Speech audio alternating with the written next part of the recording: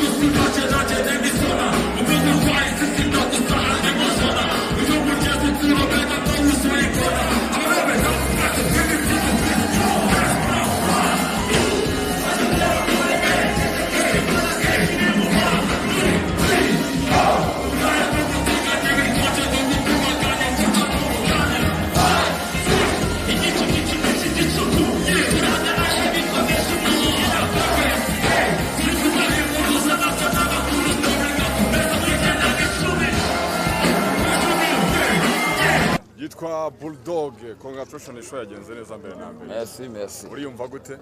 neza cyane. Ni kuriya mwe mutegereje abantu bari buze kubakira cyangwa mwatungura? Witegura ibintu byose ukitegura ko bishobora kugenda neza cyangwa bikagenda nabi, ariko kugeza amagenga yagiye uko nabibonye byagenze neza. Igitaramo icyumba cy'amategeko abaraperi gusa, ntekereza ko ari ibintu bitaboroheye kugira ngo mwumve ko mwashyira abaraperi gusa. Ahubwo ntabwo nibyo byatworoheye kugira ngo dushyiremo abarappers gusa, kuko iyo tujya gushyiramo abandi nibwo byari kutugora, ariko abaraperi babyumvishe vuba kuko abenshi ni bagenzi banjye cyane, ntabwo byatugoye kuzana bariya bagenzi bacu, kandi turabashimira cyane bose ababashije kudufasha. hari n'abavuze yuko ngo mwashaka gutanga ubutumwa ku njyana ya hip hop, twatekereza ko ishobora kuba hari aho itari iri ku rundi rwego uyu munsi.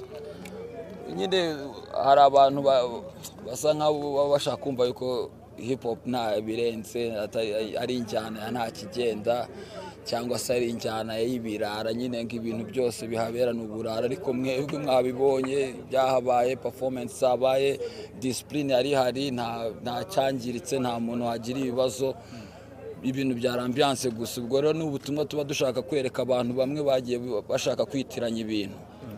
Ubwo cyane ko mwe musanzwe mukora mu bitaramo bisimu n'abaririmbyi bandi, kuba ari mwe mukoze igitaramo cy'abaraperi ari mwe ba mbere nk'abakuru b'injyana, ni ubutumwa mubwiye barumuna banyu ngo nabo babigenze gutyo? Icya mbere ni ukwerekana akantu kajyanye n'ikintu cy'ubufatanye, ko buri gihe hariho ikintu cy'ubufatanye cyangwa cyo gushyira hamwe bibyara umusaruro kandi munini. So ubwo rero ntabwo ari ukubwira abandi, ahubwo bibera isomo n'abandi bose, si no kuvuga ngo abaraperi gusa, n'abandi bo mu zindi njyana ntacyo byaba bitwaye. Double Bulldog, ndakwibaza ngo twabonyemo abaraperi benshi cyane bo muri Tuff Gang. Ni igaruka rya Tuff Gang? Igaruka se yagiye he? Twakomeje kumva album n'ibiki turaheba.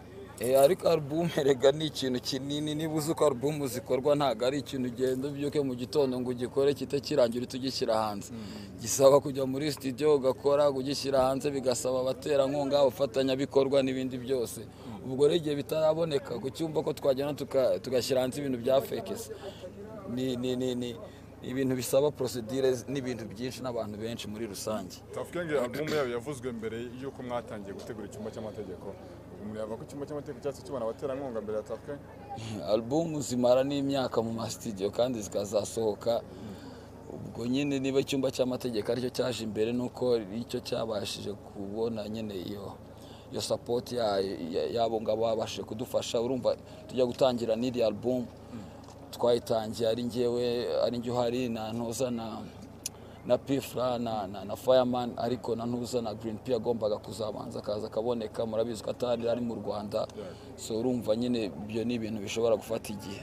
Hanyuma Bulldog, nagira ngo nkubaze, ni umwe mu bahanzi bakuru bamaze igihe muri uyu muziki ndetse bakoze n'ibikorwa bitandukanye, ariko abahanzi bakuru bose bahuriye ku kuba badakoresha imbuga nkoranyambaga mu buryo buhoraho. Ubona utari ku gitutu gishobora gutuma ibyo muri gukora aka kanya bidafite ahantu bigera kuri izo mbuga mutaziriho neza? Umuhanzi mukuru se numeze gute? Umeze nkawe neza, njye sinkoresha imbuga nkoranyambaga ku rwego nk'urw'abandi. Nise abantu bose dukora ibintu mu buryo bumwe. Abantu bagira uko bakora ibintu byabo, nanjye nkagira uko babikora. Hari abakora R&B nkakora hip hop, hari abakora afrobeat, abandi bagakora slow cyangwa dancehall. Urumva ni amahitamo y'umuntu ko agomba gukoresha imbuga nkoranyambaga. Hari abirirwa batukana, hari abavuga ibyubaka. Ubwo rero nanjye ko nzikoresha ni buriya buryo nahisemo kuzikoresha. Ntabwo nirukanka cyane nk'uko abandi birukanka, wenda nazasitara imbere ngasanga biguyemo, bitwara gake gake kuko njyewe niko umutimanama wanjye bimbwira. Kandi niba mbona kandi ubwo so bose bazikoresha cyane bari hejuru yanjye bose. Hari abazikoresha cyane batari hejuru yanjye mu bikorwa. Buri muntu wese agira imikorere y'ibintu byiwe, kandi Imana ikabiha umugisha mu buryo bumwe cyangwa ubundi bigacamo. Igitaramo cyagenze neza, watubwira nk'ibintu nka 5 mwitayeho by'umwihariko muri practice n'uburyo mwubatse kugira ngo kizagende kigene isura twabonye kibe successful? Icyambere kuri njyewe na Riderman nuko twabashije kubaha igikorwa cyacu. Kucyubaha no kuvuga ngo tugakora rehearsals uko zigomba gukorwa, tukazitabira neza. Babonye ko ibintu byagenze tuma ibintu byacu biramacinga, ibyo dukora birahuza kubera ko twagize umwanya wo kubitegura, tugira umwanya wo guteguza bagenzi bacu ko bagomba kudushyigikira. Mwabibonye bose babikoze neza, aba rappers bandi baje kudufasha. Ese habayemo ikintu cyo gushaka gufashanya, nicyo twumvishije bagenzi bacu, no ko buri muntu wese uri mu gikorwa agomba kumva ko ikintu bita implication, kumva ko ari igikorwa kiwe, atari ukuvuga ngo ni iki, ngo nyine ni implication. Buri muntu wese yakijemo azi ko aje gushyigikira surtout hip hop muri rusange.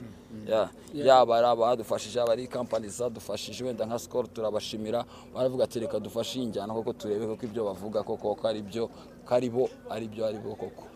Wari umusanzwe ukorana na Riderman, indirimbo zazibaye nk'enye niba atari eshatu, gukorana korabo ya album, mugakora album launch nk'iyi ngiyi ikagenda neza, ntabwo bigushyira ku gitutu cyo kuvuga ngo ko nakoze chemotherapy nayo ikaba nziza, abantu bafana ntibayimbaza igitaramo cya chemotherapy cyangwa cya Double J wenyine? Chemotherapy man, ikintu cyose cyakwinjiriza wagikora, ariko igihe kitataraboneka uburyo bushoboka ko ibyo bintu bikorwa cyangwa bijya hanze, ntabwo wajya kurwanya ikintu kitarajya mu buryo bwacyo. Chemotherapy nayo isohoye muri 2021, twari turi muri corona, urabizi ukuntu gukora ibitaramo muri kiragiye byabaga bimeze, byari ibintu bigoye cyane. Kandi jewe ndi umuhanzi uri productive, ntabwo njya mpagarara uko nakoze chemotherapy, nkagira umwanya wo kuza gukorana na Riderman icyumba cy'amategeko, nkabona time yo gukorana n'abandi bahanzi n'izindi release zose zagiye zijya hanze, niko nshobora kuzategura n'ibindi. Ariko urumva album yasohotse muri 2021, ntabwo najya gukora launching yayo muri 2024. Already twageze no muri 2025, ariko mfite izindi album zishobora gusohoka zitari na chemotherapy. Yego. Hanyuma ujya uvuga ngo guterera sari abasiniya ntibikubuza guhereza ama junior, ni statement ushaka kuvuga iki mu magambo yumvikana? Yembana n'abantu bose nyine, baba batoya baba bakuru, ubwana w'ikinyarwanda uvuga ngo mbagarira zose igihe ntazizizera n'izizarumba, baba batoya baba inshuti zanjye, baba bakuru baba inshuti zanjye, as long as ibintu dukora bigira umusaruro cyangwa bikakomeza bizamura brand yanjye. Ibyo ngibyo bigahura nuko iyo ugiye muri collabo z'aba young generation, ngo ndavuga Mood ya Betray, wafashije Bruce the Fast kenshi, n'abandi ba rappers batoya ba Kevin n'abandi, ibintu byawe bikamacingana n'ibyabo, ni ibirihe banga like urusha abandi basiniya benshi mungana, bamwe bitajya bibakundira kuko barahari nabo? Ibyo ngibyo ntabwo najya kujudging ibyabo n'imikorere yabo. Ngewe icyo nzi cyo ndicyo nuko ndi umunyeshuri w'ubuzima, na buri kimwe cyose gishobora kumbera inyigisho cyangwa cyambyara umusaruro nakiga. N'ubu ngubu mbonye ikindi cyama akazi karenze ibyo nkora mu muziki bikanyinjiriza, nabyo nabyiga nkabikora. So niba nshobora kwiga gukora trap, aba nayikora ikagira ikimbyarira nk'umusaruro cyangwa byongera kuri greatness yanjye, ndayikora. Niba ngiye muri drill nkumva ko mbishoboye kandi bikaba ari ibintu bigezweho bizamura izina ryanjye, ndayikora. Ngewe icyo ndeba ni ukuzamura ubushobozi na brand yanjye, ntabwo mba ndeba ng'injyana iyi nkora za Zuke, nkorana n'abandi bahanzi muri za Afrobeat, nta barriere iri kuri career yanjye cyangwa ku muziki wanjye. Kemo, icyumba cy'amategeko ni ishimeze gute kuri hip hop? Yo, listen, man, guys, listen, motherfuckers, listen.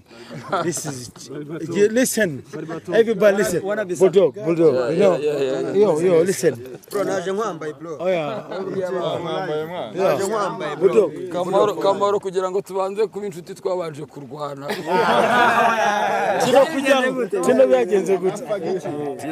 Tino twarabitangiranye ntago twarwana. Listen now. Niyo interview ninjiyemo, I don't fake interviews, but ndashimye tangaza kuri Bulldog. Kamera fuck up, shut up now. Our nigga was very ano. Bro, I love you guys. Man, let's keep going. Man, we are muri benshi. Listen now.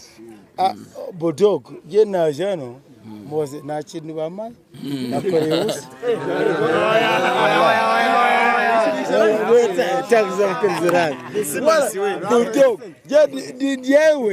yakoreye umugisha ati no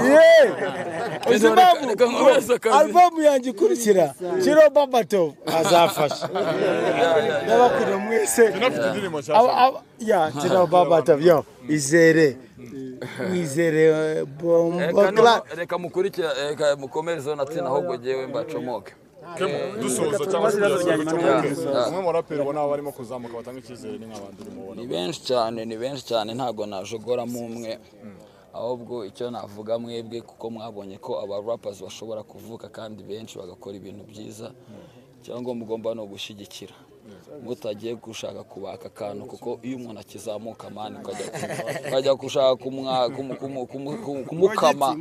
kumukama mu giti umuciye intege bana kandi umuziki nutazamuka w'u Rwanda n'iryo itangazamakuru naryo sinekeza ko ryazamuka ubundi umuziki itangazamakuru rya show business wenda n'ibindi byose n'ibya filime byose n'ibintu bigomba gukorera hamwe as a whole Thank you so much. Murakoze cyane namwe. Wigeze gushimira Amag the Black kuri stage. Akaba kandi ari umwe mu bahanzi bakoranye kuva kera. Kuki kuri line up mutigeze wenda mumwibuka cyangwa mu mutekerezo umwe mu bahanzi bakoranye kuva kera kandi akaba ari umwe mu bantu aka kanya wicara ukamutekerezaho ko avuga ngo uyu muntu yambweje. Ntago ari ukuvuga ngo kubataje kuri nuza kuri line up ari umwanzi wanjye niba ureba stati zanjye yarapostinze ko ashyigikiye ko album yacu yagenda neza narabimushimiye urumva ni n'umwana w'inshuti yanjye kuva kera tukiri mu butoya buriya na famille zacu ni inshuti ariko niba twavuze ko line up igomba kuba iriho abahanzi batanu bo muri generation yacu na batanu bo muri generation nshyashya nibo wabibaze neza muri generation ya kera hariho batanu muri generation yacu hariho Fireman, Green P, P-Flow ni batatu nanjye na Riderman bakaba batanu n'abahanzi 10 bikajyana nyine n'igihe tuba tugomba kugera cyo guperforminga kamem ntago nari gushyiramo Riderman ngo nsige Fireman nsige Green P nsige P-Flow twakoranye muri Tough Gang kandi aribo dufitanye ibikorwa byinshi kurusha Amag the Black ariko ntago imikoranire yacu birangiye ahangaha cyangwa ibintu by'ibitaramo birangiriye ahangaha who knows wenda mu gihe gitaha tuzongera tu linking mu buryo bumwe cyangwa ubundi Double G wenda tunagusezera kuri stage ifoto ya Jay Paul abenshi kubera ko ari we mwabanye cyane twese twarabanye by'umwihariko we cyane ko mutangiza Tough Gang niba umuntu yarakurikiranye amakuru neza ushobora kuba wowe nawe mwari inkingi za mwamba nubwo n'abandi bari bahari benshi bakanatekereza ko ari bagize igitekerezo cy'uko ifoto yazaza ni irihe jambo cyangwa se nihe promo ujyohereza Jay Paul nubwo adahari yewe ibyo sinzi aho wabikuye byuko ari njye watanze icyo gitekerezo ntago ari njye wagitanze ahubwo wakoze iriya portrait ya Jay Paul warayikoze aduhereza igitekerezo cy'uko n'ubundi muri tribute twaririmbye za ntuza za kwicuma zirimo Jay Paul turirimba amaganya arimo Jay Paul n'ubundi nuko agomba kuba yibukwa ahubwo twarahuje n'uwaze igitekerezo cyo gukora portrait twumva ni igitekerezo cyo kugira ngo tushyire abantu babone ko nubwo abatakiri mu buzima ariko duhukuma tumwibuka mu gihe cyacu turi kumwe nk'abagenzi bacu kuko nibyo bivuga ngo bya album mwavugaga ya Tough Gang nitugera amahirwe yo kwisohoka muzamwumva kuko nawe ariho hari nk'ukuntu ujya uri wenyine like watekereza kuri Jay kavuga ati iri jambo ndarivuze kandi nzarihagararaho kubera we ibyiyumviro byanjye kuri Jay Paul byose ubu najya kubiganiriza abanyarwanda byereka abantu hano nyine kubera kuriya twabyerekanye ukerekana ukamanika ifoto ye nuko aba ari umuntu ariko ntabwo ndi bujye kukubwira feelings zanjye buri gihe uko mbyutse nkamutekereza cyangwa n'iki kuri we ariko haba hari gap nini cyangwa hari ikintu twabuze mu muziki nyarwanda cyangwa muri rusange mwahetse nkajya gushaka igitaramo umuntu wa mbere yagiye kuri stage saa moya niba ntibeshye kugeza saa sita z'ijoro ubu ngubu urumva dukoze igitaramo cy'amasaha 5 keretse rero ubwo twifuje ngo twakesha ariko gukesha ntabwo biri mu bushobozi bwacu ni amategeko abigena gutyo ubwo leta nitwemerera tuzabikora binashobotse twanakora n'igitaramo twavuga ngo cya muzika nyarwanda kirimo abaraperi n'abaririmbyi tukamara nk'iminsi 2 dutarama ariko ibyo byose byaturuka n'ubundi ku mategeko atworohereza cyangwa se atatwemerera kuba twabikora gusa twavuga ngo ni iby'amabanga buriya ntekereza yuko ni ukuri Imana buriya mbona ye reka nkubwize ukuri buri gihe nshimira abafana bacu buriya abafana bacu nibo batuba hafi nibo twe dukomeza gukora ino album iyo ndebye mu mizingo mfite ino album ibanza nk'iya 11 iyo mbaza imiziki mfite yanjye n'iy'abandi bivanze n'indirimbo zigeze hafi mu gihumbi so nta mwaka ushobora gushyira ntakoze nkomeza gukora Imana ikomeza kuba iruhande rwacu dukomeza gusenga ikindi abafana bacu nibo dushimira cyane n'umufana wari wese uri kutureba aho ari hose namushimira cyane kubera yuko nibo batuma turabo turibo